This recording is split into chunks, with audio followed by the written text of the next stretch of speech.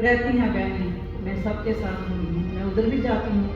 मैं बहुत दुखी हूँ, लेकिन जब मैं उनके पास बैठती हूँ मैं उनको बहुत खुश रखती हूँ कि मैं चाहती हूँ अगर मेरी वजह से दूसरे के चेहरे में मुस्कान आए, इसमें बढ़कर क्या होता है। तो ये मेरा एक 25 साल और जुलाई में 26 साल हो जाता मेरे पति को शहीद हुए।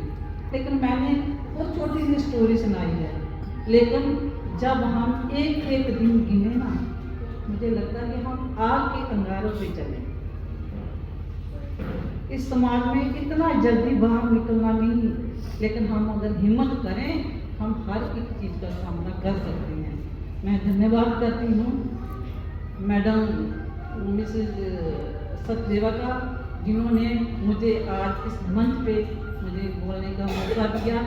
और मेरे जीवन की एक ऐसी कहानी शुरू हुई 1 जुलाई को। मेरे पति कारगिल में तोलोनी पहाड़ी में अपने देश की खातर अपने प्राणों की आहुति दे दी। 1 जुलाई को मेरे पति शहीद हुए। 2nd, 3rd, 5th को मुझे उधमपुर से बहुत मन घबराया हुआ था। मैं चाहती थी उनसे बात करूं। उस टाइम उधमपुर से बातें करवाते थे, थोड़ा टाइम देते थे कि फ्री हुए थे, लेकिन मेरी दिन जिद थी कि मैं उनसे बात करूं। अखनूर कैंप के साथ ही मैं रहती थी, लेकिन मेरा भाई उधर पोस्टिंग था। उन्होंने बात की कैंप से, उन्होंने बोला कोई बात नहीं, सुबह उधमपुर जाएंगे, हमारी गाड़ी आएगी तो आप अपने शिशु को लेके जाना, हम करेंगे, कोई ना कोई बात हो जाएगी। लेकिन ये बदनसीबी थी, उनका तो 5 दिन हो गए थे इस देश के लिए कुर्बानी हुई थी। जैसे ही उसी दिन मैं सुबह बहुत रात को खुश थी कि मैंने सुबह जाना है, बात करनी है, लेकिन उसी दिन रात को 3:30 बजे हमारे घर में आर्मी वाले, घर कहाँ था, हम तो किसी के घर में रह रहे थे इंदौर में। आर्मी वाले आए, जब उनको देखा, उन्होंने हमें देखा, हमारे छोटे बच्चे देखे, एक ही चारपाई पे 3 बच्चे थे छोटे छोटे। उन्होंने ऐसे चादर उठाई तो बच्चों को देखा, मुझे देखा, उन्होंने बोला बहन जी आप मुझसे बात करना चाहते हो? तो मैं घबराई थी, बोली मैं हाँ बेटे मुझे अभी बात करवा दो। लेकिन मुझे ये नहीं पता था फौज में कोचिंग तब भी आते हैं जब एक जवान शहीद हो जाता है। इसी से मैं वंचित थी, लेकिन उन्होंने मुझे कुछ नहीं बताया। लेकिन 3 रात के बजे थे, पर सुबह कब होगी? सुबह जब हुई तो क्या करें, सिर पे छत भी नहीं था। जब इनकी डेड बॉडी 6 को आई तो कहाँ रखी? किसी ने अपने घर में हमें स्थान दिया, वहाँ इनका शरीर रखा, वहाँ संस्कार किया। लेकिन 3 साल मैं अपने गांव जा नहीं पाई, 3-4 साल जा नहीं पाई, वहाँ संस्कार किया। अब आगे की कहानी क्या बनी, आगे कहाँ जाऊँ? 15 दिन हो गए, 10-13 दिन हो गए, महीना हो गया। अब मुझे कहते हैं परिवार वाले आज बार अच्छा नहीं है, आज मत रोना। जिस घरवाली का पति नहीं सिर पे, उसका क्या दिन क्या बार होता है। आप तो जानते ही होंगे, हमारे बीच में मेरी बहन गिरनारी बैठी है, उसके लिए बार कुछ नहीं होता, उसका कोई शनिवार नहीं, कोई एतवार नहीं, क्योंकि उसका सिर्फ यही होता है कि मैं अपना दर्द किसको बताऊं। लेकिन उसी जगह पे 16 जैकलाई हमारी देख रेख कर रही थी। उन्होंने मुझे देखा, मेरे परिवार को देखा, उन्होंने बोला कि ये परिवार ऐसा ही बिखरा हुआ है।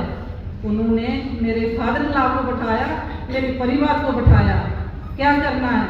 अभी छोटी बच्ची है, 3 बच्चे दिखते हैं, लेकिन इसकी एज बहुत छोटी है, अभी तो 30 साल की नहीं हुई। इसके बारे में सोचा है तो हमारी गांव वाली वही सोच थी, हमारे परिवार की, हमारी भी। मेरे फादर इन लॉ ने बोला कि जब शायरी खत्म होगी हम आपके गांव में जाएंगे, एक भैंस लेंगे तो इसको लेके देंगे, ये घास काटेगी, इस भैंस को खिलाएगी, दूध नहीं होगा, बच्चों को खिलाएगी, बच्चे जल्दी बड़े हो जाएंगे। मेरे मायके वालों को पूछा कि आप बताओ, मेरे फादर साहब तो थे नहीं, कि आपकी बेटी है, इसकी सिर पे छत नहीं है, अब इसके बारे में क्या सोचेंगे?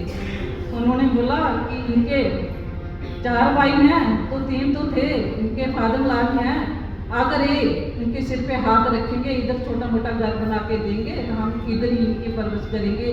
कि हमारे एक धर्म में देंगे, जब बेटी की शादी हो जाती है, बेटी विदा होती है, फिर वो वापस नहीं आती। ये मेरा जीवन था।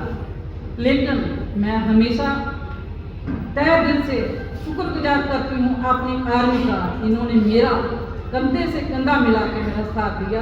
और 16 जैकलाई का सीओ साहब ने गाड़ी लाई शाम को, मेरे बच्चे मुझे बैठाया और मेरे फादर ला मेरी मदर ला को बैठाया। उन्होंने बोला हमारे साथ चलो, जब तक इनका घर नहीं बनेगा तब तक बच्चे हम इधर नहीं छोड़ेंगे।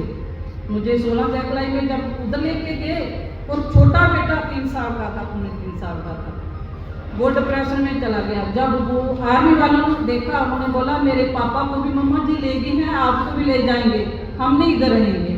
मेरे को बहुत ज़्यादा परेशानी हुई। फिर 1-1.5 साल मैंने निकाला। फिर अखनूर में मैंने जगह ली, उधर घर बनाया। लेकिन जो 3 साल मैंने निकाले मैं आपको बता भी नहीं सकती। लेकिन गांव में पलावाला में फैरी कम नहीं हुई, वो भाई वहीं का वहाँ रहा। पूरा इलाका वो टैंकों में कैंपों में रह रहा था। ये हमारा जीवन था। 4 साल से ऐसा लग रहा था कि जो और विधवा हो जाती है, वीर नारी का कोई नाम नहीं देता था हमारे समाज में। ये तो धन्यवाद है आर्मी का, इन्होंने हमें एक वीर नारी का नाम दिया और हमें समाज से बुलाया जाता है वीर नारी के शब्द से। तो क्या करें आप।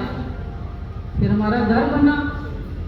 ऐसे लगता था कि हमारी दुनिया ही अलग है, हम इस 4 दीवारी के अंदर ही बैठ गए हैं। हम कैसे जिएंगे, कैसे बाहर निकलेंगे। बाहर निकलते थे दिल घुटता था, मन घुटता था, लेकिन फिर हिम्मत करी। इन बच्चों को जब देखते थे इनका कौन बनेगा, लेकिन फिर हिम्मत करी, बच्चों को पाला।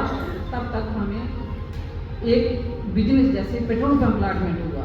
जब मुझे पेट्रोल पंप अलॉटमेंट हुआ, मैंने इनकार कर दिया कि हम कैसे चलाएंगे, हम लोग जिम्मेदार हैं, हम घास काटने वाले हैं, कैसे काम करेंगे, मैंने नहीं करना। लेकिन सब ने बोला कि नहीं ले लो। मैंने पेट्रोल पंप लिया। जब पंप लिया वो मुझे मिला दवाना में, अखनूर से 18 किलोमीटर दूर था। लेकिन जब मैं अखनूर से पंप पे जाती थी तो मुझे गाड़ी मिल जाती थी, सीट मिल जाती थी। जब मैं दवाना से घर आती थी मुझे सीट नहीं मिलती। उस टाइम बहुत रश होता था, तो बहुत ही कष्ट देखा मैंने। एक दिन मैं से घबराई हुई थी। मैंने बोला मैंने नहीं जाना, मैंने कोई काम नहीं करना। तो मेरे ब्रदर ला के, मेरे फूफा जी थे,